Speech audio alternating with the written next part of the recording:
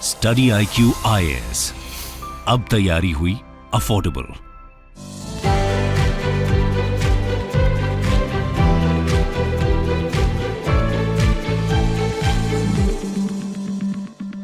नमस्कार दोस्तों, election commission के द्वारा एक बड़ा डिसीजन लिया गया है कि जम्मू कश्मीर में अब से जो नॉन लोकल्स हैं वो भी वोट कर सकेंगे। ये आप देख सकते हो, non locals in Jammu and Kashmir get voting rights, opposition says imported voters will help BJP. तो इसको डिटेल से समझेंगे कि एग्जैक्टली हो क्या रहा है, क्योंकि जब से आर्टिकल 370 का एब्रोगेशन हुआ है उसके बाद से ये यूटी बन गया है, यूनियन टेरिटरी। बताया जा रहा है कि बहुत ही जल्द यहां पर इलेक्शंस कंडक्ट कराए जाएंगे, लेकिन उसके पहले डीलिमिटेशन हो गया, इलेक्टोरल रोल हो गया, उसको प्रिपेयर करना जरूरी है। और इसी की वजह से इलेक्शन कमीशन ने यह कहा है कि अब नॉन लोकल वोटर्स को भी ऐड किया जाएगा। तो इससे जो टोटल वोटर का लिस्ट है, मतलब कितने लोग वोट दे सकेंगे जम्मू कश्मीर में, यह सब कुछ मैं आपको बताऊंगा। चलिए आगे बढ़ते हैं, लेकिन उसके पहले ध्यान रखिएगा 22 अगस्त से यूपीएससी का बैच स्टार्ट हो रहा है दोस्तों, जिसमें पूरे प्रीलिम्स और मेंस की तैयारी कराई जाएगी। और इसके तहत हमारी कोशिश है कि आपका कोई भी पार्ट जो है वो यूपीएससी का ना छूटे। आपको यहां पर 900+ आवर्स ऑफ लाइव टीचिंग हम कराएंगे। कोई डाउट है, कुछ चीज है, तो आप लाइव क्लासेस के दौरान भी रिजॉल्व कर सकते हैं। इसके अलावा एमसीक्यू, डेली करंट अफेयर्स, सब कुछ आपको प्रीलिम्स के पर्सपेक्टिव से मिलेगा और आंसर राइटिंग प्रैक्टिस आपको मेंस के पर्सपेक्टिव से कराई जाएगी। कोई दिक्कत होगा, प्रॉब्लम होगा, तो आपको एक मेंटर भी दिया जाएगा, उससे आप पूछ सकते हैं। ये सारी चीजें सिर्फ 19,000 में आप इसको अवेल कर सकते हो by using the code Ankit live. ध्यान रखिएगा लिमिटेड सीट्स होता है, तो इस कोर्स के अंदर अवेल करिए ताकि आपकी सीट्स इसके अंदर ब्लॉक हो जाए। और अगर आपको पॉलिटिकल साइंस ऑप्शनल या फिर ज्योग्राफी ऑप्शनल की तैयारी करनी है, ये भी आप यहां पर कोड इस्तेमाल कर सकते हैं अंकित लाइव। हमारे ऐप और वेबसाइट पर जाइए, सारी चीजें मिल जाएंगी। इसके अलावा अगर आपको एमसीक्यूज अटेम्प्ट करना है तो मेरे इंस्टाग्राम पेज पर जाइए, वहां पर स्टोरीज में जितने भी एमसीक्यूज हैं उसको आप अटेम्प्ट कर पाएंगे। तो चलिए शुरुआत करते हैं और सबसे पहले देखते हैं एग्जैक्टली हो क्या रहा है। देखिए, बताया यह जा रहा है कि नॉन लोकल भी अब जम्मू कश्मीर के अंदर जो वोट कर सकेंगे, ऐसा पहली बार होगा।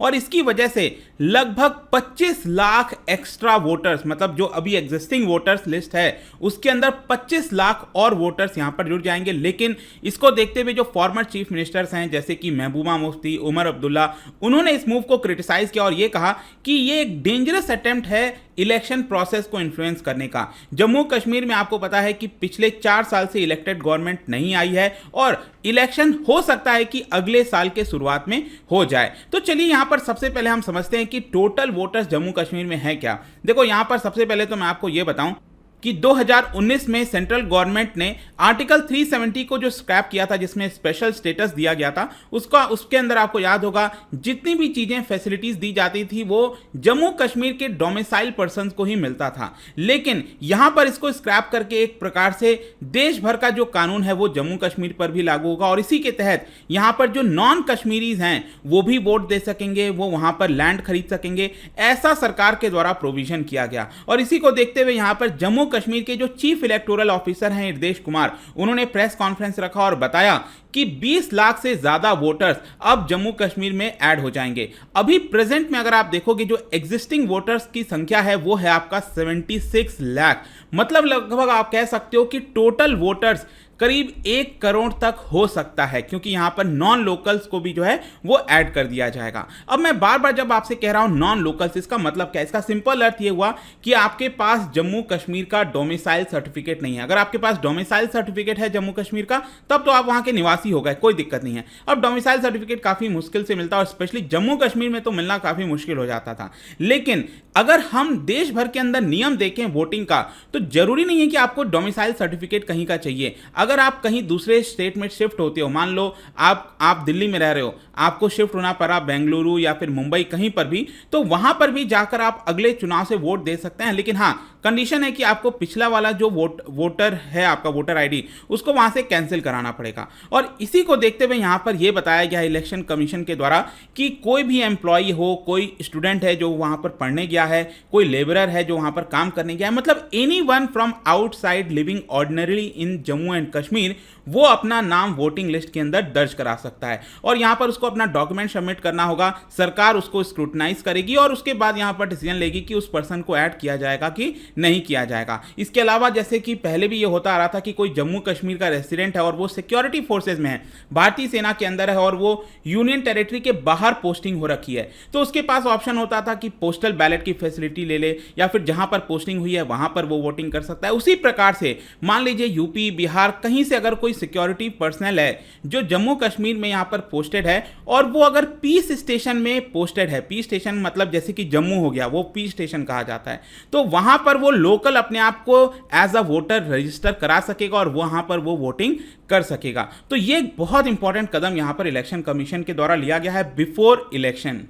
लेकिन जाहिर सी बात है इस डिसीजन को काफ़ी ज़्यादा प्रोटेस्ट किया गया। बाकी के जो मेन पॉलिटिकल पार्टीज हैं जम्मू कश्मीर के अंदर, जैसे कि नेशनल कॉन्फ्रेंस के जो लीडर हैं उमर अब्दुल्ला, उन्होंने कहा कि ये साफ तौर पर बीजेपी का जो इनसिक्योरिटी है वो दिखाता है। आप देख सकते हो उनके द्वारा ट्वीट भी किया गया है। उनका ये कहना है कि क्या बीजेपी इतनी इनसिक्योर है कि उनको जेन्युइन वोटर्स का सपोर्ट नहीं मिल पा रहा है, जिसकी वजह से वो टेम्पररी वोटर्स की सहायता लेना चाहते हैं सीट्स को जीतने के लिए। मतलब वो एक प्रकार से इंडिकेट कर रहे हैं कि यहां पर नॉन लोकल्स को ऐड करके एक प्रकार से ये टेम्पररी वोटर्स हैं, उनके सपोर्ट से बीजेपी जीतना चाहती है। वो ऐसा इनके द्वारा, उमर अब्दुल्ला के द्वारा कहा जा रहा है। इसी प्रकार से महबूबा मुफ्ती, उनका ये कहना है कि ऑब्वियसली ये जो कदम लिया गया है वो एक प्रकार से इलेक्शन रिजल्ट को इन्फ्लुएंस करने के लिए लिया गया है। जो रियल मकसद है वो ये है कि जो लोकल्स हैं जम्मू कश्मीर के उनको डिसएम्पावर करो, ऐसा यहां पर आरोप ऑपोजिशन के द्वारा लगाया जा रहा है। इनफैक्ट महबूबा मुफ्ती ने तो इस पर्टिकुलर मूव को नाजी जर्मनी और पैलेस्टीन से लिंक करते हुए यहां पर जो बीजेपी की पॉलिसीज हैं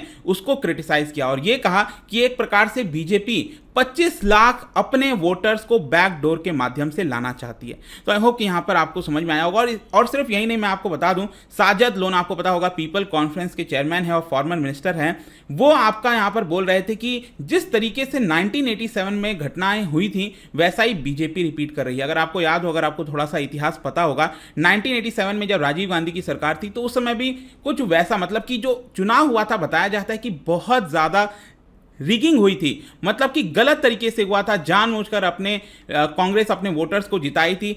इस तरह का यहां पर कंपैरिजन किया जा रहा है कि वही चीज अभी भी हो रहा है और ये शायद डिजास्टर साबित होगा आगे चलकर। खैर जो भी है, बीजेपी ने इस पर्टिकुलर मूव का स्वागत किया और इसको महान कदम बताया है इलेक्शन कमीशन ऑफ इंडिया का, और ये कहा है कि ये एक प्रकार से एम्पावर करेगा जो नॉन लोकल लेबरर्स हैं जो पढ़ने वहां पर आते हैं। मतलब एक प्रकार से इलेक्शन कमीशन का जो मूव है वो काफी अच्छा है। और यहां पर बीजेपी ने यह भी कहा बाकी के पार्टीज को कि अनफॉर्चुनेटली जो रीजनल पार्टीज हैं वो रियल डेमोक्रेसी को फेस नहीं करना चाहती, क्योंकि अगर आप देश में देखोगे रियल डेमोक्रेसी क्या है कि अगर आपके जगह पर कोई रहने आया है, चाहे दूसरे राज्य से हो, कहीं से हो, तो वो भी वोट कर सकता है।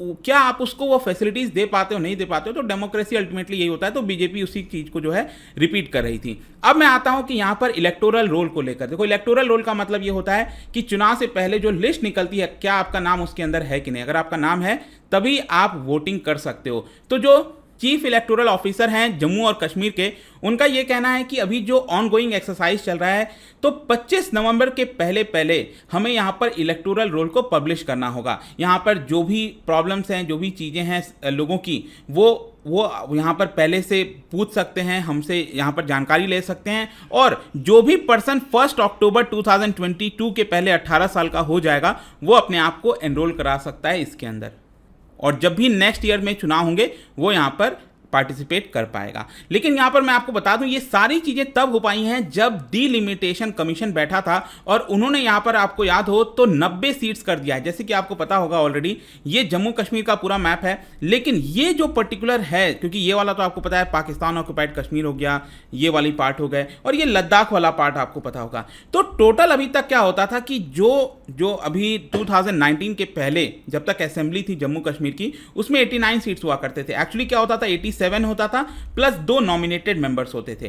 तो मान लो 87 में क्या था कि 83 सीट्स तो जम्मू कश्मीर की थी और 4 सीट्स आपका लद्दाख का था, क्योंकि लद्दाख भी अलग से यूनियन टेरिटरी बन गया है तो ये हट गया। तो टोटल कितने बचे इसमें, 83 बचे। तो यहां पर डिलिमिटेशन कमीशन जो बैठा था, जिन्होंने यहां पर कॉन्स्टिट्यूएंसी को चेंज कर दिया है, उसके ज्योग्राफी को चेंज कर दिया है, इसके तहत 83 के बजाय अब 90 सीट्स होगा जम्मू कश्मीर में। मतलब जब भी चुनाव होंगे जम्मू कश्मीर के अंदर तो उसमें 90 सीट्स होगा, क्योंकि ये यूटी है, ध्यान रखिएगा यूटी है, but it is with legislation.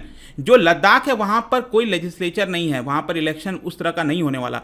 लेकिन जिस तरह से दिल्ली एक यूटी है, वहाँ पर यहाँ पर सरकार है आम आदमी पार्टी की, वैसे ही जम्मू कश्मीर भी यूटी है बट विथ लेजिस्लेशन। तो अगले साल प्रॉब्ली चुनाव होगा, उसमें 90 सीट्स पर चुनाव किए जाएंगे। अब 90 सीट्स कैसे आया, 83 तो आपको पता चल गया कैसे है। अब इसमें क्या हुआ है कि डीलिमिटेशन कमीशन ने 6 सीट्स जम्मू वाले डिवीजन में ऐड कर दिया था। ये नीचे वाला पार्ट आप देख रहे हो, ये जम्मू डिवीजन है, और ऊपर जो कश्मीर डिवीजन है उसमें 1 सीट ऐड किया था। तो टोटल यहां पर 7 और सीट्स ऐड हो गए, टोटल मिलाकर 83 + 7 90 सीट्स अब हो चुका है वहां के लेजिस्लेचर में। लेकिन जैसे ये कदम आया था उस समय भी पॉलिटिकल पार्टीज ने विरोध किया था, क्योंकि उनका कहना था कि जम्मू में जो 6 सीट्स ऐड किया गया है वो एक प्रकार से बीजेपी को ही हेल्प करेगा, क्योंकि ज्यादातर अगर आप सीट्स देखोगे बीजेपी जो जीतती थी जम्मू कश्मीर में वो जम्मू वाले डिवीजन से जीतती थी। कश्मीर में शायद 1 या 2 सीट्स मिलती थी बीजेपी को, लेकिन जम्मू से ज्यादा मिलता था, और यहां पर ज्यादा सीट्स ऐड करके बीजेपी अपने आप को फेवर में लाना चाहती है, ऐसा आरोप लगाया गया था उस समय भी जम्मू कश्मीर के बाकी के पार्टीज के द्वारा। खैर जो भी है, बट आई होप कि ये वीडियो